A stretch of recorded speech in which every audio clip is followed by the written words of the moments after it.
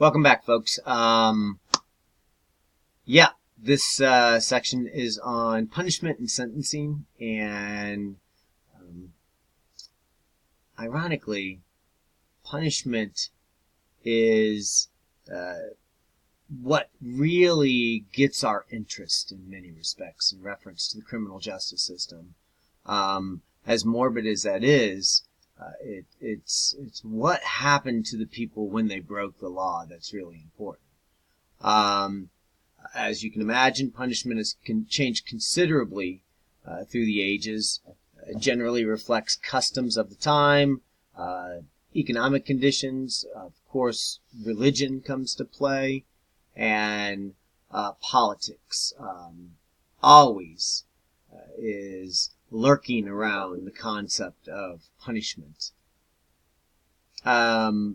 Initially, we can look into Greek and Roman society and see that one of their most extreme punishments was exile. And that ultimately was the most commonly used form of state-sponsored punishment. So when you think about the trial and death of Socrates, one of the out that he is given at the 11th hour, right before he drinks the hemlock, is banishment. And Socrates chooses death instead of running away from the punishment that Greece was laying upon one of its favorite sons. Only slaves were commonly subjected to harsh physical punishment. And when you thought about punishment in reference to these early societies, violence, attacks that resulted in death, and many property crimes were seen as a private matter. And typically economic punishments such as fines were doled out in reference to these infractions. There's little law or governmental control during the Middle Ages. This is an area where the monarchs and the church really reigned supreme. And during this time, the main emphasis was on maintaining public order. There was limited formal law and even less ability to enforce it. Differences at this time were generally resolved through feuds, family against family, clan against clan, community against community. When possible, you might see the use of fines and an exchange of property as a mechanism to resolve some of the differences. And during the period, the main focus, as I mentioned earlier, was all about maintaining order. During the 11th century, we see the development of common law, and we also see some beginnings of standardization of laws from society to society. We also see capital punishment and corporal punishment starting to move to the forefront to control the criminal poor.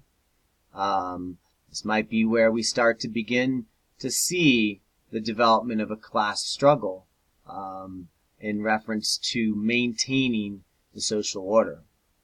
The criminal wealthy, of course, could buy their way out of punishment and exile. So most of the criminal code is going to be applied to that criminal poor.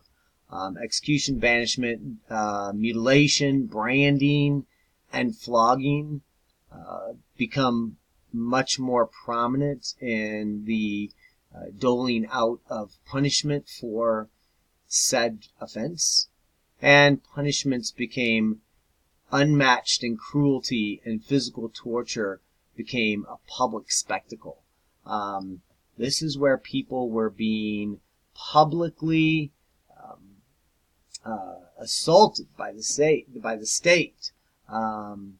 The Inquisition, the torture mechanisms that were brought to maintaining the social order at this time were in many respects a hint at how unhappy most people were with the existing social order.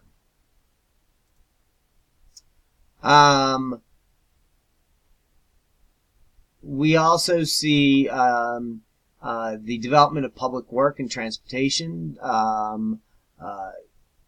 as we move to the colonies.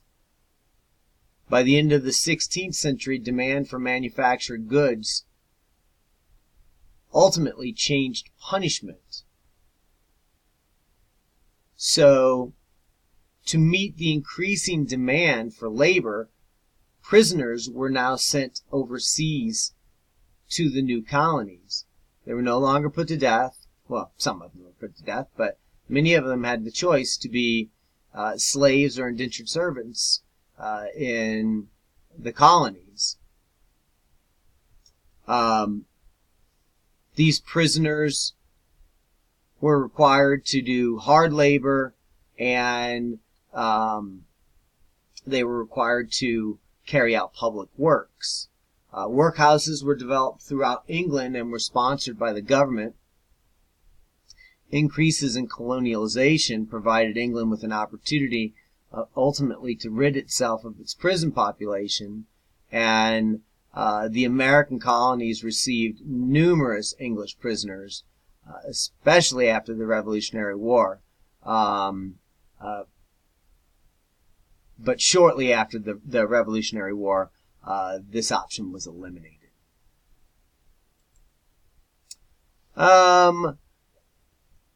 We also see the rise of the prison, and this is it comes hand in hand with machinery reducing this need for unskilled labor.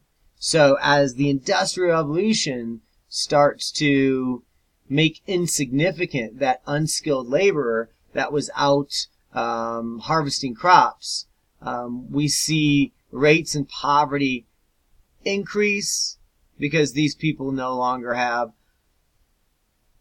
a way to sustain themselves, and we ultimately see crime increasing.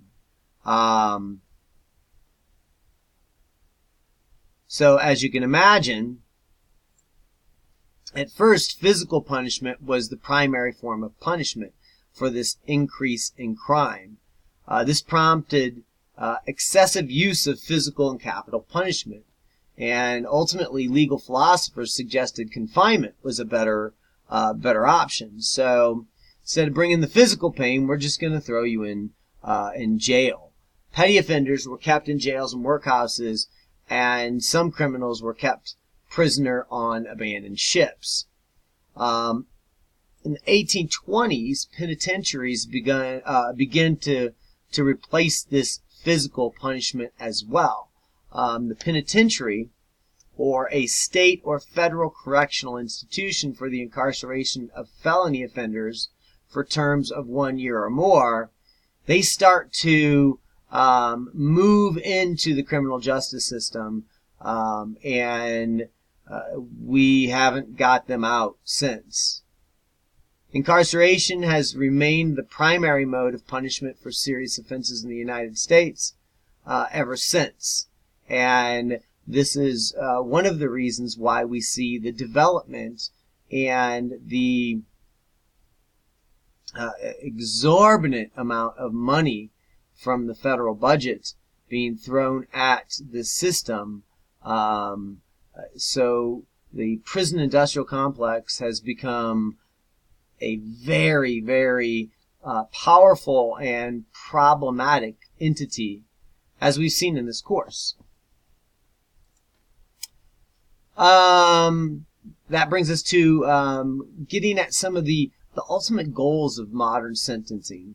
5 major objectives can be teased out when we talk about modern sentencing. First is deterrence, keeping people from doing this again. Incapacitation, of course. Retribution, rehabilitation, and equity and restitution. So deterrence can be broken down into general deterrence and specific deterrence. General deterrence is when a crime policy that depends on the fear of criminal penalties ultimately makes it more certain and severe when the punishment is delivered. So, the more severe the punishment, the greater the deterrent effect. In reference to this, we've seen a recent decrease in crime rates, which could be correlated with increasing criminal penalties. Now, we don't know that for sure, but there could be evidence that supports that. However, the low probability of getting caught, actually going to trial, and receiving a prison sentence lead to low punishment rates. And ultimately, this leads to a lower general deterrent effect. Then we have specific deterrence. This is a crime control policy suggesting that punishment should be severe enough to convince criminal offenders never to repeat their criminal activity again. We know that more than 80% of inmates who are released from prison have had prior convictions, so maybe specific deterrence will work here. And we know that nearly 70% of incarcerated inmates will reoffend soon after release. Now, I'm not sure that recidivism rate is in reference or is relating to the length of the crime as much as it is the inability for our system to reincorporate prisoners back into society after they've served their time. Incapacitation, of course, is also one of these goals of modern sentencing. This is the policy of keeping dangerous criminals in confinement to eliminate their repeating their offense in society. Now, evidence is mixed here as to whether incarceration helps reduce the crime rate. We might see a short-term effect that diminishes as more people are put in prison. If more people are put in prison, some of the criminals must be less dangerous offenders, but it costs the same to incarcerate and hold less dangerous inmates as it does more dangerous ones. So, incapacitation might not be the most efficient use of our dollars when we're talking about incarceration. Retribution, where we are ensuring the punishment fits the crime. This is based on how blameworthy the offender is and ensuring they receive their just desert. Blameworthy meaning culpable or guilty of participating in the criminal offense, and the just desert being the philosophy of justice asserting that those who violate rights of others deserve to be punished. Rehabilitation, this is essentially applying treatment so that the offender is no longer a threat to society. Social injustices that create offenders who have lack of access to proper treatment after, let's say, a drug offense, are not getting their appropriate rehabilitation. And then equity and restitution, which means providing reimbursement to victims, the justice system, and society in reference to these criminal infractions.